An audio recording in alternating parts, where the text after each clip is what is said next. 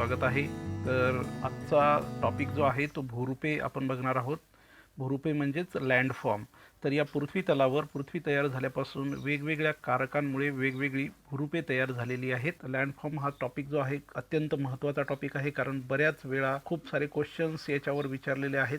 आपण जर बघितलं तर दरवर्षी एक ना एक क्वेश्चन प्रिलिममध्ये असेल आणि 2-3 क्वेश्चन कमीत कमी मेन्समध्ये MPSCच्या किंवा कंबाईनमध्ये सुद्धा प्रिलिममध्ये याच्यावर बऱ्याचदा क्वेश्चन विचारलेले आहेत. म्हणून हा टॉपिक अत्यंत महत्त्वाचा आहे. तर आपण एक एक भूरूपण पुढच्या काळामध्ये बघणार आहोत. तर काही महत्त्वाच्या डेफिनेशन्स आपण सर्वात बघूयात. तर त्या कुठल्या आहेत? तर वेदरिंग म्हणजे काय, म्हणजेच विदारण म्हणजे काय. विदारण म्हणजे काय, तर अखंड खडक जो आहे तो विविध कारकांमुळे त्याचं डिसइंटिग्रेशन होतं, म्हणजे त्याचा भुगा होतो, त्यालाच आपण वेदरिंग असं म्हणतो. खडकाचा भुगा होण्याच्या प्रक्रियेला आपण काय म्हणतो, विदारण असं म्हणतो. याचे कारक कुठले आहेत? तर ऊन, वारा, पाऊस, हिम किंवा दुसरे कुठले बायोटिक कारणं असतील तर त्यामुळे या खडकाचा जो काय आहे भुगा होत असतो, त्यालाच आपण वेदरिंग किंवा विदारण असं म्हणतो. त्यानंतर आपल्याला बघायचं इरोजन म्हणजे काय. अपक्षरण म्हणजे त्या खडकाचा भुगा झाल्याच्या नंतर एका ठिकाणावरनं दुसऱ्या ठिकाणावर तो जात असतो किंवा त्याची हालचाल होते, त्याला आपण इरोजन असं म्हणतो. त्या प्रोसेसला, त्या हालचाल होण्याच्या प्रोसेसला आपण काय म्हणतो, अपक्षरण किंवा इरोजन असं म्हणतो. त्यानंतर वहन म्हणजे काय. ट्रान्सपोर्टेशन विविध कारकां म्हणजे पाणी असेल, वारा असेल, त्यानंतर हिम असेल, तर या कारकांमुळे त्या खडकाचा झालेला भुगा एका ठिकाणावरनं दुसऱ्या ठिकाणावर वाहून नेण्याची जी प्रोसेस आहे तर त्याला आपण काय म्हणतो, वहन असं म्हणतो. निक्षेपण म्हणजे काय. डिपॉझिशन. डिपॉझिशन म्हणजे काय, तर डिपॉझिशन म्हणजे हा गाळ जो वाहून नेलेला आहे तर तो कुठेतरी जाऊन साचतो, म्हणजे एखाद्या खोलगट भागामध्ये जाऊन साचतो, त्याला आपण डिपॉझिशन किंवा निक्षेपण असं म्हणतो. त्यानंतर आपण बघूयात की भूरूपांचे प्रकार कुठले कुठले आहेत. त्याच्या आपण जर बघितलं तर त्याच्या कारकावरनं त्याचे वेगवेगळे प्रकार पडतात.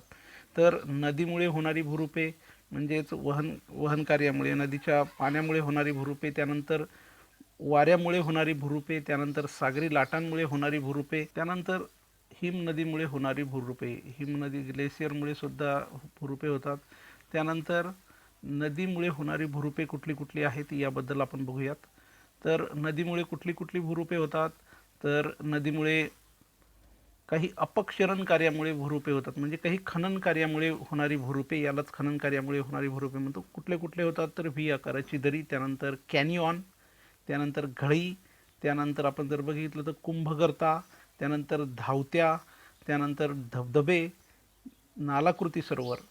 तर हे सगळे कशामुळे, अपक्षरण कार्यामुळे होणारी भूरूपे आहेत. त्यानंतर आपण जर बघितलं निक्षेपण कार्यामुळे होणारी भूरूपे कुठली कुठली आहेत याबद्दल आपण बघू. निक्षेपण, डिपॉझिशनल लँडफॉर्म, हे झाले इरोजनल लँडफॉर्म.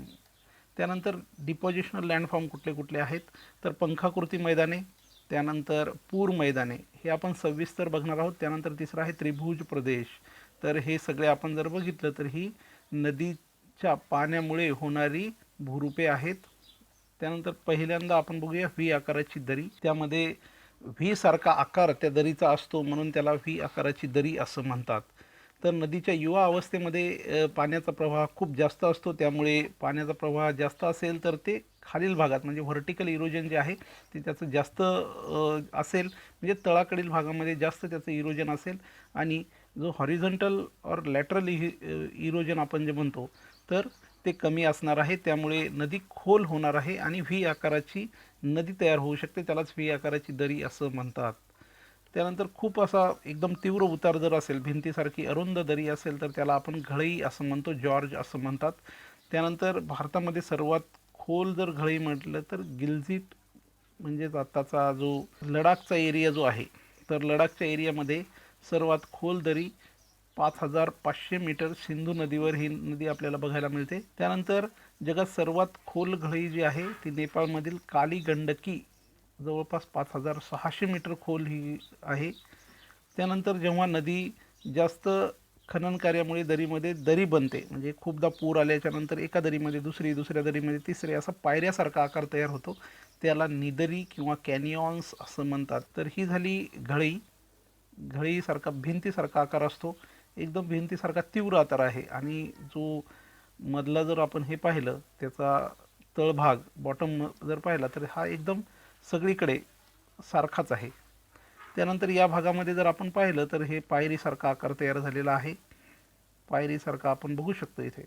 तर दरीमध्ये दरी ह्या एकाच वेळेला तयार झालेल्या नाही आहेत, तर ह्या वेगवेगळ्या वेळेला तयार झाल्या आहेत, म्हणून याला निदरी असं म्हणतात. आणि ही एकाच वेळेला तयार झाली असेल म्हणून याला घळी असं म्हणतो. जॉर्ज आणि कॅनियॉन. त्यानंतर आपण बघूया धावत्या रॅपिड्स काय असतात. नदीच्या युवा अवस्थेमध्ये पाण्याचा वेग जास्त असतो. पाण्याचा वेग जास्त असल्यामुळे हा तीव्र उतार असणार आहे. एकदम असा डायरेक्ट आपण जर बघितलं तर इकडून नदी आलेली आहे, तर असा डायरेक्ट उतार नसणार आहे, तर उतार थोडासा असा मंद असणार आहे. त्यालाच आपण काय म्हणतो, धावते असं म्हणतो. त्यानंतर आपण जर बघितलं तर हिमालयामध्ये खूप साऱ्या अशा धावत्या आपल्याला बघायला मिळतात, किंवा कुठल्याही डोंगराच्या भागात आपण जर बघितलं तर खूप साऱ्या धावत्या आहेत. तर उतार जो आहे तो थोडासा जास्त आहे, त्यामुळे पाणी खूप जोरात वाहतं आणि त्याच्यामुळे त्याला तिथे धावत्या तयार होतात.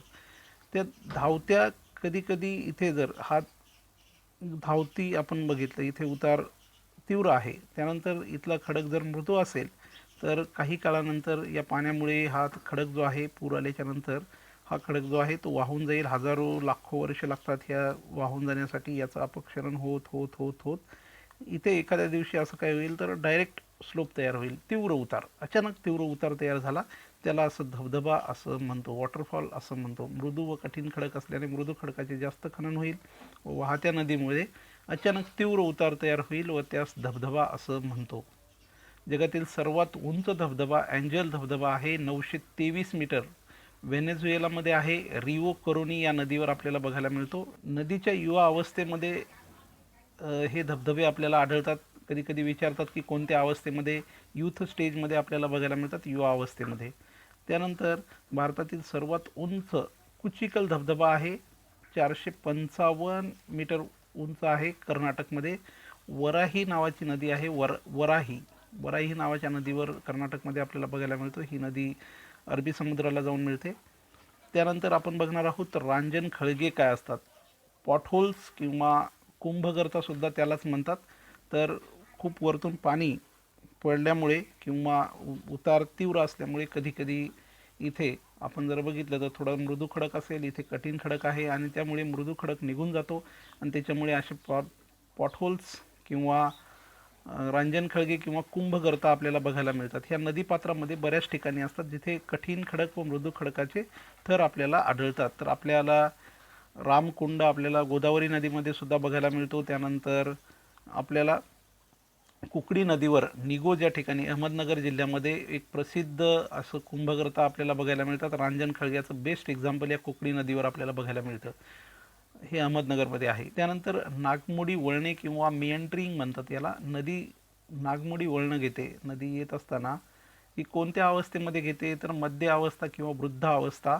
नदीच्या 3 अवस्था असतात आपल्याला माहीत आहे, यूथ स्टेज, त्यानंतर मिडल स्टेज, त्यानंतर आहे ओल्ड स्टेज. म्हणजे ह्या मध्य अवस्थेमध्ये आपल्याला बघायला मिळतात. नदी अशी वाहत असते, त्यानंतर उतार मंद झाल्याच्या नंतर ती इकडे डायरेक्ट येऊ शकत नाही, तर ही नागमोडी वळणं घेत असते. आणि कधी एखाद्या वेळेस पूर आल्याच्या नंतर याची या बाजूने इरोजन होऊन होऊन होऊन या दोन्ही बाजूने या जवळजवळ आपल्याला आलेल्या बघायला मिळतात. आणि एखाद्या वेळेस मोठा पूर आल्याच्या नंतर ही नदी डायरेक्ट वाहू लागते आणि या नदीचा प्रवाह असा होतो. पण मध्ये इथे पाणी साचलेलं असतं, त्याला आपण ऑक्सबो लेक किंवा नालाकृती सरोवर सुद्धा त्यालाच म्हणत असतो. डिपॉझिशनल लँडफॉर्म कुठले कुठले आहेत तर ते आपण बघणार आहोत. तर पंखाकृती मैदाने त्यामध्ये आहे, जेव्हा नद्या डोंगरावरून जेव्हा मैदानामध्ये प्रवेश करत असतात, नदी जेव्हा पर्वतावरून मैदानात उतरते म्हणजे उतार मंद होतो, वहन करण्याची शक्ती त्यांची कमी होते नद्यांची, त्याच्यामुळे तिथेच गाळ तो साचल्या जातो आणि त्याच्यामुळे शंकूप्रमाणे भुरुपे तयार होतात, त्यालाच आपण भाबर असं सुद्धा म्हणतो. नद्या जेव्हा इकडे डोंगरामधून मैदानामध्ये प्रवेश करतात तेव्हा उतार तिथे मंद होतो आणि अशा प्रकारे आपल्याला हा गाळाचं संचयन झालेलं बघायला मिळतं. याच्यामध्ये कधी कधी गाळ किंवा मोठे दगड धोंडे सुद्धा या भागात बघायला मिळतात, त्यालाच आपण भाबर असं म्हणतो.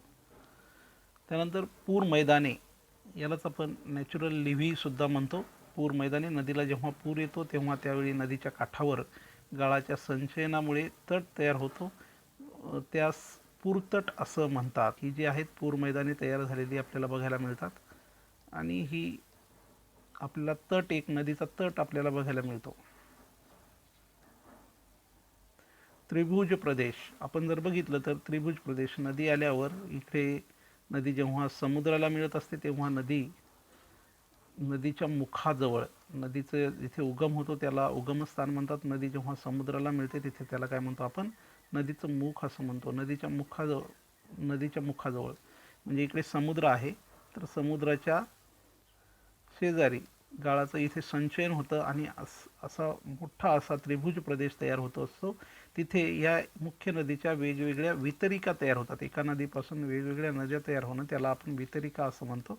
तर असा हा त्रिभुज प्रदेश आपल्याला बघायला मिळतो.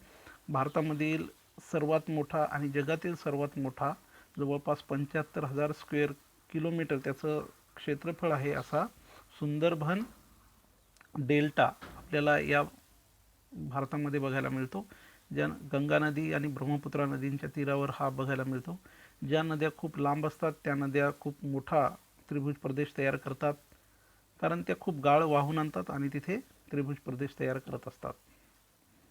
आपण जर बघितलं तर गंगा नदी असेल, गोदावरी असेल, महानदी आहे, कृष्णा नदी आहे, कावेरी नदी, ह्या नद्या खूप लांबून वाहत येतात, खूप गाळ आणतात आणि संचयन करतात. त्यामुळे मोठे मोठे डेल्टा किंवा त्रिभुज प्रदेश आपल्याला या पूर्व किनाऱ्यावर भारताच्या बघायला मिळतात. त्या उलट आपण जर पश्चिम किनाऱ्यावर जर बघितलं भारताच्या, तर हे त्रिभुज प्रदेश नद्यांनी तयार केलेले नाहीत, कारण त्या नद्यांची लांबी फार कमी आपल्याला बघायला मिळतं. जगातला सर्वात मोठा त्रिभुज प्रदेश आहे सुंदरबन त्रिभुज प्रदेश. ही नदी आपण बघू शकतो इथे, ही नदी आलेली आहे. नदीने इथे समुद्राला मिळताना इथे मोठा असा त्रिभुज प्रदेश तयार केला. तिथे तिच्या वेगवेगळ्या वितरिका तयार झाल्या.